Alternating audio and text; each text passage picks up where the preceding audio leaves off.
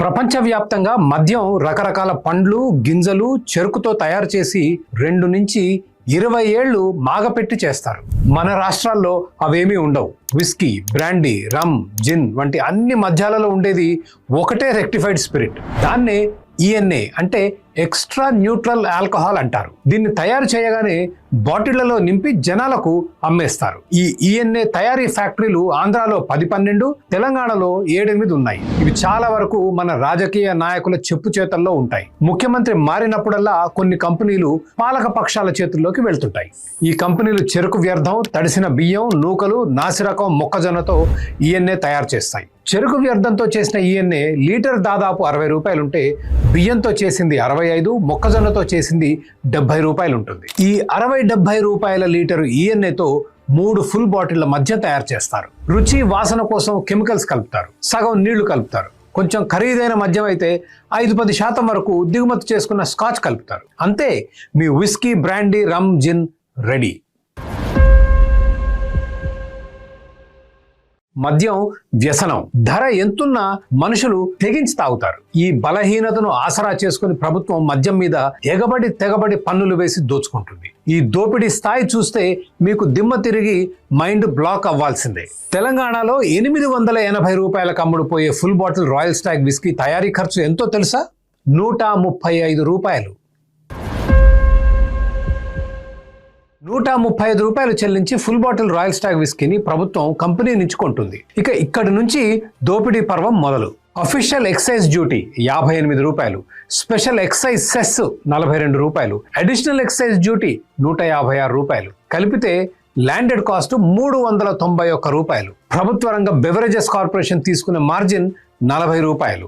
వెరసి రీటైల్ ధర 431 రూపాయలకు చేరుతుంది. 431కి చేరిన ధర మీద మరో 70% వ్యాట్ అంటే 301 రూపాయలు. దీంతో 135 రూపాయల రాయల్ స్టాగ్ ధర 732 రూపాయలకు చేరింది. దీనికి రీటైల్ వైన్ షాప్ మార్జిన్ 20% అంటే మరో 146 రూపాయలు. అమ్మో, వైన్ షాప్ దోపిడీ అని గుండెలు బాదుకోకండి.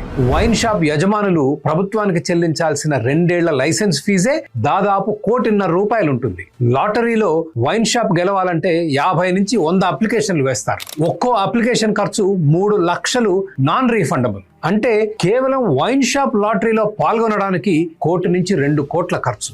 లాటరీ గెలిచిన తర్వాత ఇంకొక 1,50,00,000 కట్టాలి. ప్రభుత్వం కేవలం వైన్ షాప్ అప్లికేషన్ల మీదే 2,500 కోట్లు సంపాదించింది. మద్యం అధికంగా అమ్మే షాపుల మీద మళ్ళీ 10% టర్నోవర్ ట్యాక్స్ ఉంటుంది. 880 రూపాయల రాయల్ స్టాగ్ ఫుల్ బాటిల్ మీద వైన్ షాప్ యజమానికి అన్ని ఖర్చులు పోను 30-40 రూపాయలు మిగిలితే మహాభాగ్యం. అట్లాగే రాయల్ స్టాగ్ తయారు చేసిన కంపెనీకి 20-30 రూపాయలు మిగిలితే గొప్ప.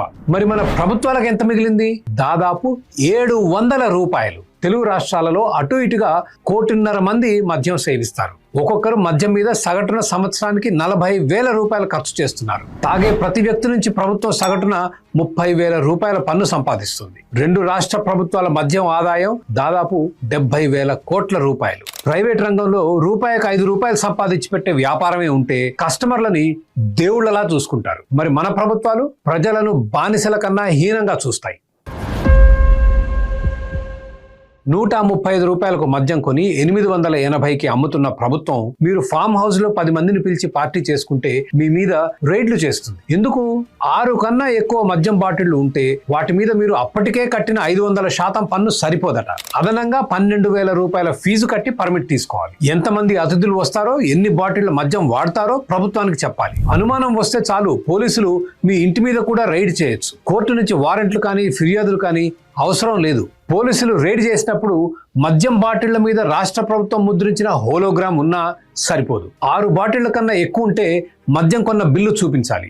బిల్లు లేకపోతే మీరు నాన్ బెయిలబుల్ నేరం కింద వెంటనే అరెస్ట్ అయి జైలుకు వెళ్తారు. ఇన్నోసెంట్ టిల్ ప్రూవెన్ గిల్టీ అనే న్యాయ సూత్రం మీరు చేసిన దారుణమైన నేరానికి వర్తించదు. అంతేకాదు, మీరు చేసిన మహానేరం వీడియోలు తీసి ప్రపంచానికి విడుదల చేస్తారు మన పోలీసు మిత్రులు. మీ పరువు బజాట్లో పడేస్తారు. అసలు మనం ప్రజాస్వామ్యంలో బ్రతుకుతున్నామా లేక కిమ్ జాంగ్ ఉన్ నార్త్ కొరియాలోనా? మనం ఎన్నుకున్న ప్రభుత్వాలకు మన ప్రాథమిక హక్కులను ఇట్లా కాలరాసే అధికారం ఎందుకు ఇచ్చాం? 4 పన్ను రూపాయల కోసం కక్కుర్తి పడే ప్రభుత్వానికి మన ప్రైవసీ హరించే హక్కు ఎందుకు ఇచ్చాం?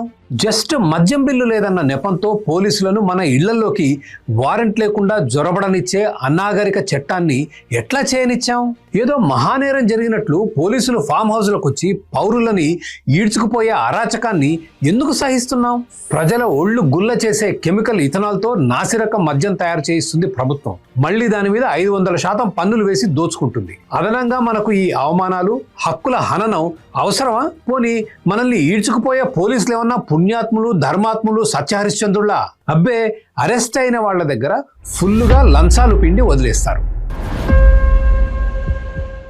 ప్రజల బలహీనతను ఆసరాగా తీసుకుని ప్రభుత్వం చేస్తున్న ఈ 500% మద్యం దోపిడీ ఆగాలి.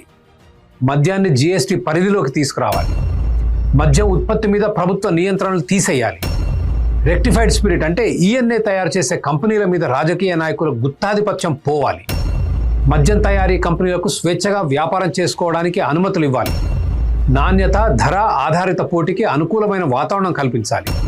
ఎక్సైజ్ డిపార్ట్మెంట్ని మూసేయాలి. మన స్వేచ్ఛా స్వాతంత్రాలను హరిస్తున్న ఎక్సైజ్ చట్టాలను సమూలంగా రద్దు చేయాలి.